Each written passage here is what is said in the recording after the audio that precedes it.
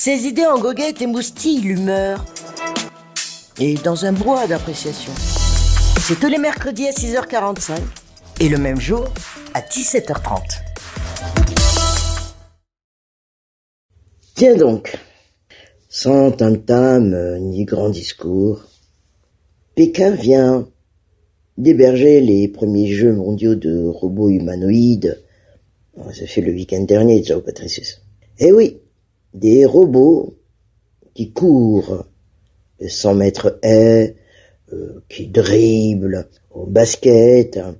Une sorte d'Olympiade futuriste où plus de 500 robots venus de 16 pays se sont affrontés.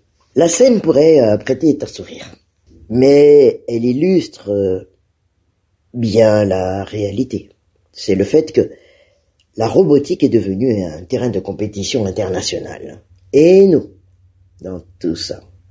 Pendant ce temps, nous sommes encore en train de, Joe Patricius, à disserter, sur la longueur exacte d'une autoroute inaugurée par le chef de l'État. Pendant ce temps, nous débattons encore du nombre de chefs d'État présents lors du sommet de la SADC. Et pendant ce temps, toujours, nous continuons à chercher des coupables pour expliquer nos retards, accusant tour à tour la politique, la corruption et encore même le voisin. Joe Patricius, soyons honnêtes.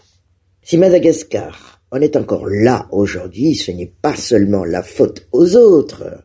C'est une responsabilité collective, que ce soit acteurs politiques, opérateurs économiques, société civile ou encore simples citoyens, nous, chacun porte sa part.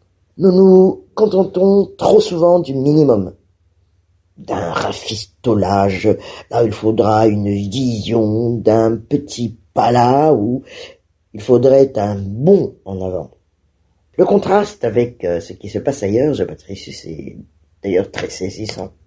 Pendant que certains pays planifient des villes intelligentes, testent des drones pour livrer des médicaments dans les zones reculées ou investissent massivement dans les énergies renouvelables, nous en sommes encore en train de s'accuser mutuellement.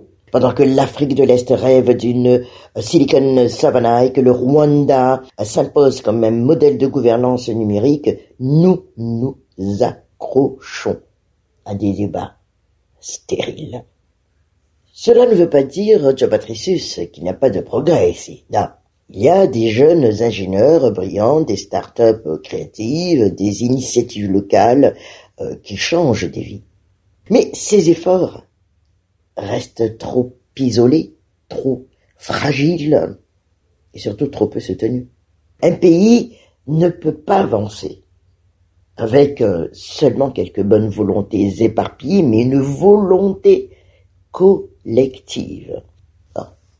Cela dit, Joe Patricius, les efforts doivent commencer par des petits gestes, tels que le respect des règles de circulation, le paiement des impôts, ou encore la valorisation du travail bien fait. Ce sont des petits gestes qui, mis bout à bout, font avancer une nation. Car le danger, c'est de continuer à se satisfaire de peu, alors que le monde file à toute vitesse. Avec ou sans nous. Le danger, c'est aussi de rester spectateur pendant que les autres courent avec leurs robots. Alors que voulons-nous pour Madagascar? C'est la question, Joe Patricius. Rester englué dans des débats à courte vue ou décider enfin d'entrer dans la marche du monde? Dans tous les cas, la réponse ne dépend pas seulement de ceux qui gouvernent et de chacun de nous. Ces idées en goguette émoustillent l'humeur. Et dans un brouhaha d'appréciation. C'est tous les mercredis à 6h45 et le même jour à 17h30.